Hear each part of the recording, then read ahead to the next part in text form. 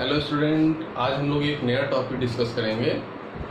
वर्गीकरण कि जीवों का वर्गीकरण किस आधार पर किया गया है, सजीवों का पूरी तरीके से किस तरह से उनको क्लासिफाई किया गया है। ठीक है, लास्ट लेक्चर में हमने देखा था कि जो जैव विविधता होती है वो किस प्रकार की होती है, क्या क्या उसमें कैरेक्टर्स आते हैं, किन कैरेक्टरों के आधार पर विभिन्न जीवों को बांटा गया है। ठीक है, आज हम लोग डिस्कस करेंगे कि कौन कौन से ऐसे क्लासिफिकेशन हैं, किस किस साइंटिस्टों ने दिया था, उनके आधार क्या थे।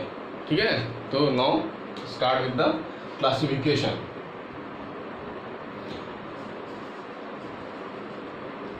क्लासिफिकेशन ऑफ ऑर्गेनिज्म या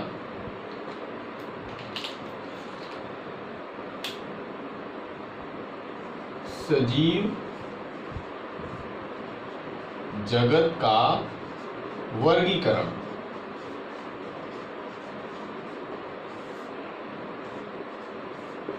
ठीक है, हम लोगों ने ये देखा था कि वर्गीकरण क्यों आवश्यक है, because there is a large number of organism,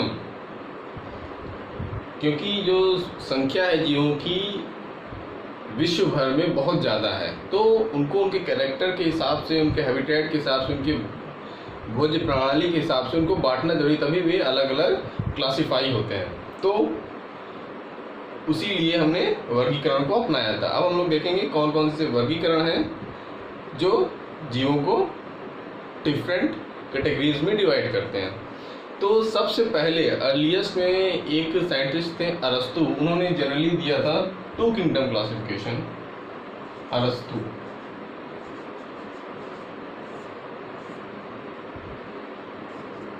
अरस्तु is also father of what, zoology और बायोलॉजी।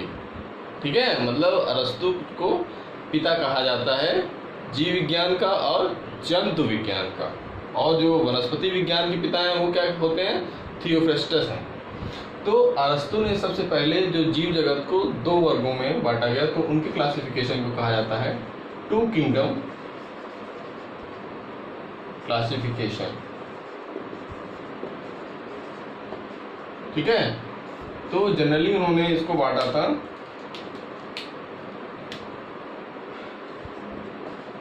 पादप जगत और जंतु जगत। ठीक, प्लांट एंड एनिमल। ठीक है, फिर अरस्तु के क्लासिफिकेशन को उतना वो लाइट में नहीं थे। जब एक नेक्स्ट दूसरे साइंटिस्ट थे, वो थे आपके लीनियस।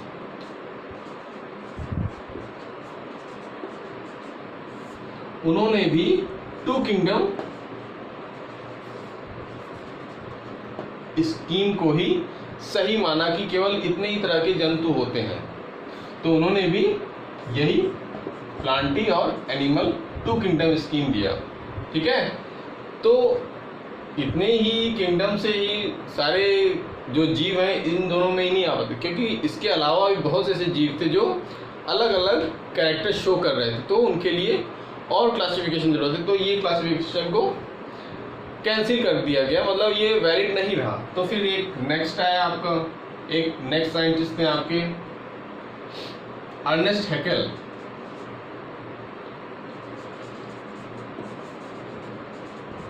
अर्नेस्ट हैकेल, इन्होंने 3 किंगडम स्कीम दिया। इसमें क्या था,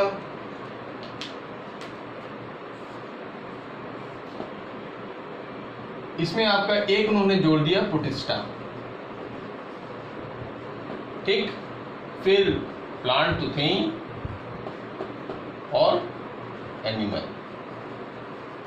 तो इस तरह से on the basis of characters showed by the different organism, either unicellular और multicellular, the classification will go on. ठीक है, मतलब क्लासिफिकेशन बढ़ेगा धीरे धीरे। 2 किंगडम से 3 किंगडम हुआ, फिर प्रोटिस्टा हो गया। फिर नेक्स्ट आपका आया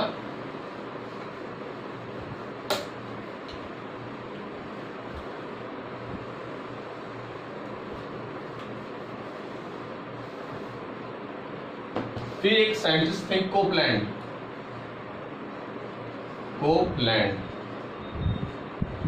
उन्होंने 4 किंगडम स्कीम दिया।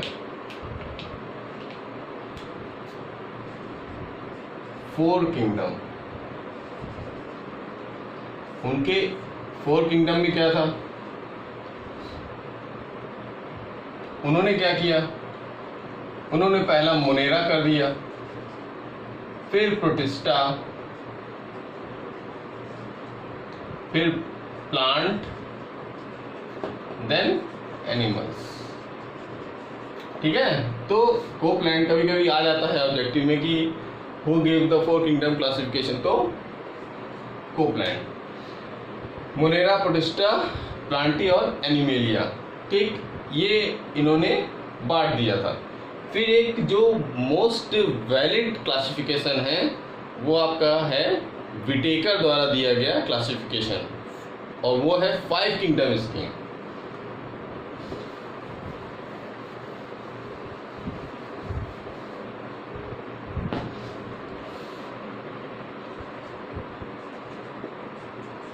विटेकर क्लासिफिकेशन, ये सर्वमान्य वर्गीकरण है जो हर तरह के जीवों के कैरेक्टर्स को शो करता है ऑन डिफरेंट कैटेगरीज। सबसे पहले देख लेते हैं इनके क्या क्या क्लासिफिकेशन थे। इनका पहला क्लासिफिकेशन था, इसी को इन्होंने एलेबोरेट किया। पहला था आपका मोनेरा, फिर नेक्स्ट प्रोटिस्टा, फिर आया आपका एक इन्होंने नया ग्रुप जोड़ दिया जिसको कहते हैं फंजाई या कवक।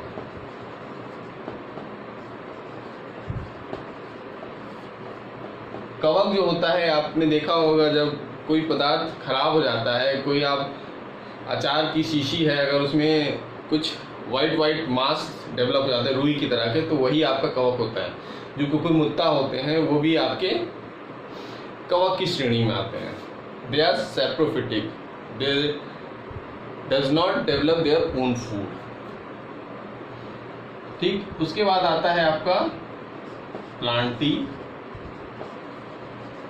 Now this animalia.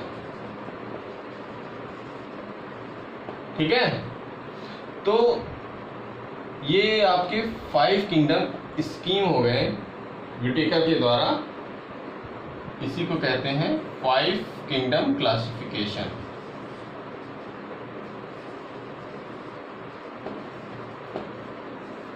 ठीक है, विटेकर के द्वारा दिया गया, ये सर्वमान्य है। मोनेरा, प्रोटिस्टा, फंजाई, प्लांटी और एनिमेलिया। इसके बाद एक और साइंटिस्ट ने थोड़ा इसको इलेबोरेट कर दिया, लेकिन ये वाला जो क्लासिफिकेशन है ये सर्वमान्य है। एक साइंटिस्ट थे वूज, उन्होंने 6 किंगडम क्लासिफिकेशन दिया। उन्होंने इसमें बस एक मोनेरन्स को डिवाइड कर दिया। इन्होंने इसको आर्कीबैक्टीरिया,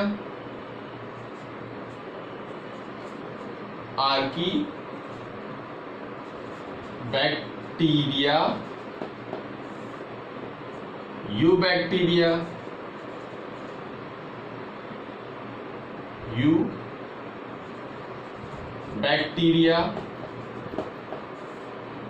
फिर आपका प्रोटिस्टा,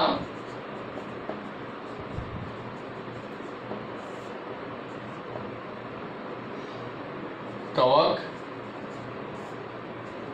पादप और जंतु।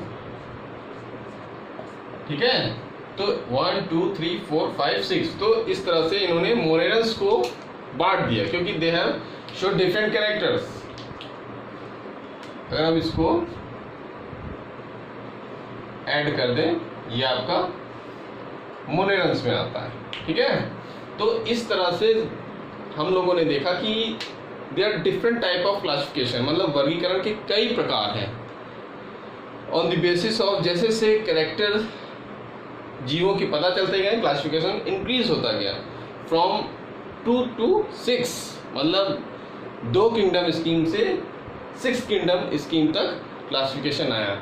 लेकिन जो विटेकर के द्वारा दिया गया क्लासिफिकेशन है उसी को पूरी तरीके से वैलिड माना जाता है। अब हम लोग देखेंगे कि क्या ऐसे कैरेक्टर्स थे या लक्षण थे जिस आधार पे विटेकर ने अपने क्लासिफिकेशन को दिया।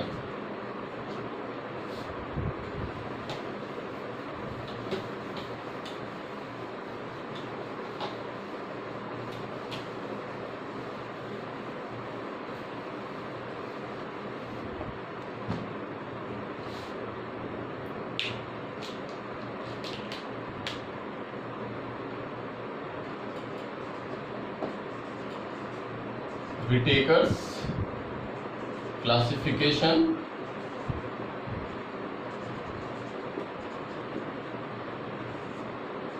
क्राइटेरिया या लक्षण, मतलब किन आधार पे इन्होंने डिफरेंट ग्रुप को डिवाइड किया। तो there are generally 5 characters. First is the cell type या कोशिका का प्रकार, कि कोशिका किस तरह की है। ठीक, ये हो गया। दूसरा इन्होंने दिया न्यूक्लियस या जो केंद्रक होता है उस आधार पे इन्होंने डिवाइड किया। न्यूक्लियस केंद्रक। नेक्स्ट आपका कोशिका भित्ति, सेल वॉल। सेल वॉल या कोशिका भित्ति।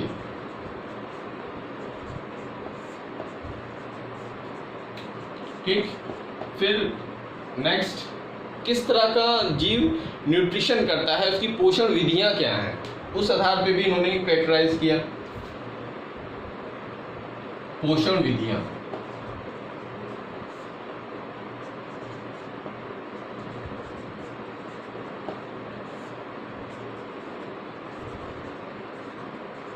या न्यूट्रिशन। लास्ट था कि जो कोशिका का ऑर्गेनाइजेशन होता है, संगठन होता है, वो हर कैटेगरी में किस तरह का है। तो संगठन, कोशिकीय संगठन,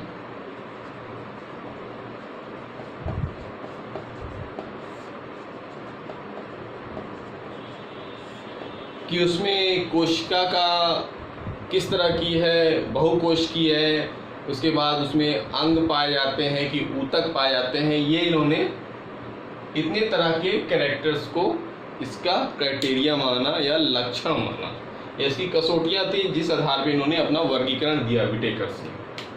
तो हम देख लेते हैं अलग अलग ग्रुप्स में कैसे कैसे उसमें इन्होंने बताया।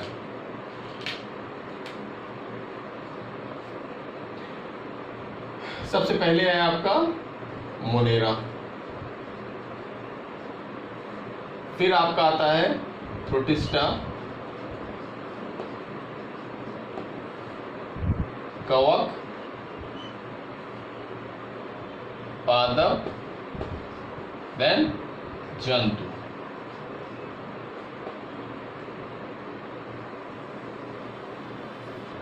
ठीक,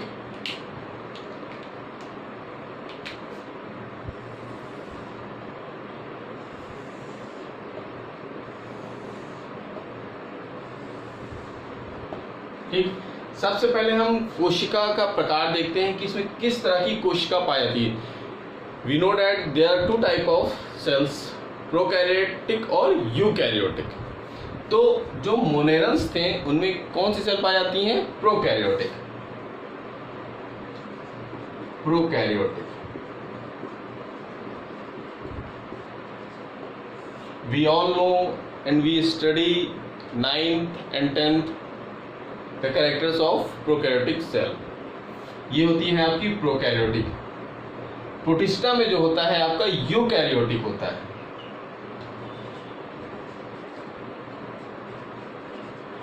यूकैरियोटिक, और इसमें भी आपका यूकैरियोटिक, यूकैरियोटिक और यूकैरियोटिक। ठीक, तो ये पहला क्राइटेरिया होगा। फिर नेक्स्ट आपका आता है केंद्रक। केंद्रक जो होता है, this is the controlling point of all cell and it controls और regulates the all activities of cell. तो जो केंद्रक होता है वो आपका मोनेरन्स में अब्सेंट होता है, अनुपस्थित होता है।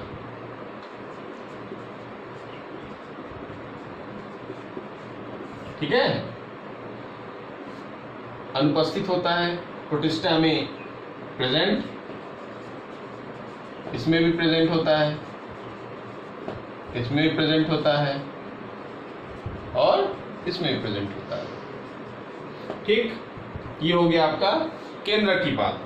फिर आपकी आती है सेल वॉल या कोशिका भित्ति, जो उसकी बाउंड्री होती है हर सेल वॉल की, जो उसकी सेफ्टी करती है, वो मोनेरन्स में कैसा होता है। इसमें जो सेल वॉल होता है ये नॉन सेलुलोजिक होती है, ये पेप्टिडोग्लाइकन्स की बनी होती है। एक ये बायोमॉलिक्यूल्स है जो बैक्टीरियंस में पाया जाता है, और जो बैक्टीरिया होते हैं वे आपके मोनेरन्स में आते हैं। नॉन सेलुलोजिक,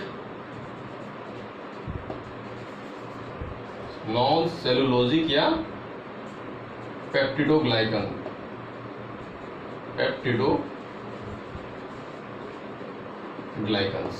ठीक, प्रोटिस्टा में क्या होता है, कुछ ऑर्गेनिज्म में सेल वॉल पाई जाती है। इसमें पाई तो जाती है लेकिन सेलुलोजिक होती है, नहीं होती है। ठीक, आपका प्रोटिस्टा में क्या होता है, कुछ में उपस्थित होती है, कुछ में पाई जाती है। ठीक, कवक में क्या होता है, कवक की जो सेल वॉल होती है दे आर नॉन सेलुलोजिक और it is specially made up of chitin. ये काइटिन की बनी होती है, काइटिन की सेल वॉल। ठीक, प्लांट्स में ऑब्वियस सी बात है कि सेलुलोजिक होती है, सेलुलोजिक सेल वॉल। और इसमें जंतुओं में सेल वॉल कोशिका भित्ति नहीं पाई जाती, अनुपस्थित। ठीक, नहीं पाई। तो ये हो गया आपका 3 क्राइटेरिया। फिर आपका आता है पोषण विधियां। मोनेरन्स क्या होते हैं आपके, फोटोट्रॉपिक बैक्टीरियाज भी होते हैं, प्रकाश संश्लेषी भी होते हैं और परजीवी भी होते हैं। तो ऑटोट्रॉपिक, केमिकोसिंथेसिस और हेटेरोट्रॉपिक।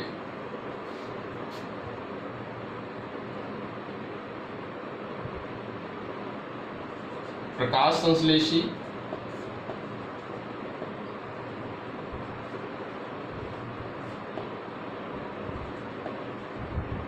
परपोषी या परजीवी। ठीक है, ये इनका पोषण करने का तरीका होता है। प्रोटिस्टा में भी यही कंडीशन पाई जाती है। There are some euglenians, they have developed their own food because chloroplast present in this type of organism. ये भी आपके ऑटोट्रॉपिक होते हैं। ऑटोट्रॉपिक मतलब होता है ऐसे जीव जो अपना भोजन बना सकते हैं। ऑटोट्रॉपिक रसायन संश्लेषी भी होते हैं, परपोषी भी होते हैं। ठीक, तो इस तरह से ये इनमें पोषण की विधियां होगी। अब आपका आता है कवक में, दे आर कंप्लीटली सेप्रोफिटिक और पैरासिटिक। मृतोपजीवी और परजीवी। परजीवी का मतलब होता है दूसरे जीव से पर उपस्थित रहते हैं, उन्हीं से अपना भोजन प्राप्त करते हैं। परजीवी दूसरे पर डिपेंड रहना। Plant we all know they develop their own food with the help of light under the process photosynthesis. ये होते हैं आपके ऑटोट्रॉपिक। ठीक, फिर जंतु क्या होते हैं? ये आपके हेटेरोट्रॉपिक होते हैं क्योंकि ये पूरी तरीके से दूसरों पर निर्भर होते हैं। हेटेरोट्रॉपिक। ठीक, ये हो गया आपका। अब आपका आता है कोशिकीय संगठन। मोनेरस में कैसा है, प्रोटिस्टा में कैसा है, कवक में क्या है और पादप में क्या है। जो आपका कोशिकीय संगठन है मोनेरस में, मतलब उसकी सेल्स कहती हैं, तो ये कोशिकीय है। इसमें कोशिकीय है। ठीक, इसमें भी कोशिकीय है। कोशिकीय means they are made of only cells organise, because division of labour जिनमें नहीं पाया जाता है, तो श्रम का विभाजन नहीं होगा तो और कॉम्प्लेक्स संरचना की जरूरत नहीं पड़ती है। फिर धीरे धीरे इसमें जो आपका कवक में हो गया, ये बहुकोशिकीय हो गए, बहुकोशिकीय और अदृढ़ ऊतक। ठीक है, इसमें टिश्यू लेवल शुरू हो जाता है और ये पूरी तरीके से आपके बहुकोशिकीय है। अंगतंत्र पाया जाता है इसमें, ऊतक और अंगतंत्र। इसमें भी ऊतक और अंगतंत्र। ठीक है, तो इस तरह से विटेकर ने अपनी क्लासिफिकेशन को दिया कि क्या क्या उसमें कैरेक्टर्स थे, लक्षण थे, जिस आधार पे इन्होंने डिफरेंट टाइप के ऑर्गेनिज्म को उनके कैरेक्टर के हिसाब से बांटा। सेल टाइप में प्रोकैरियोटिक, यूकैरियोटिक, इसमें यूकैरियोटिक है, यूकैरियोटिक, यूकैरियोटिक। केंद्रक मोनेरस में नहीं पाया जाता, प्रोटिस्टा में पाया जाता है, कवक में पाया जाता है, प्लांट से पाया जाता है, एनिमल्स में पाया जाता है। कोशिका भित्ति नॉन सेलुलोजिक है, कुछ में पाई जाती है। कवक में काइटिन की सेल वॉल होती है, सेलुलोजिक सेल वॉल और जंतुओं में एब्सेंट होती है। फिर आपका पोषण विधियां, ये प्रकाश संश्लेषी भी होते हैं, परपोषी होते हैं। दे आर सम ऑटोट्रॉपिक और परपोषी प्रोटिस्टा में।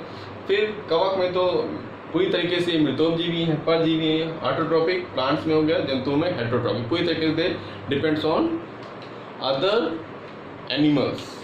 ठीक, कोशिकीय संगठन किस तरह का है, मतलब कि संरचना किस तरह की, इनके अंदर कितना डिवीजन ऑफ लेबर है, मतलब जितना ज़्यादा श्रम विभाजन होगा उतना ज़्यादा कोशिकीय संरचना होती है।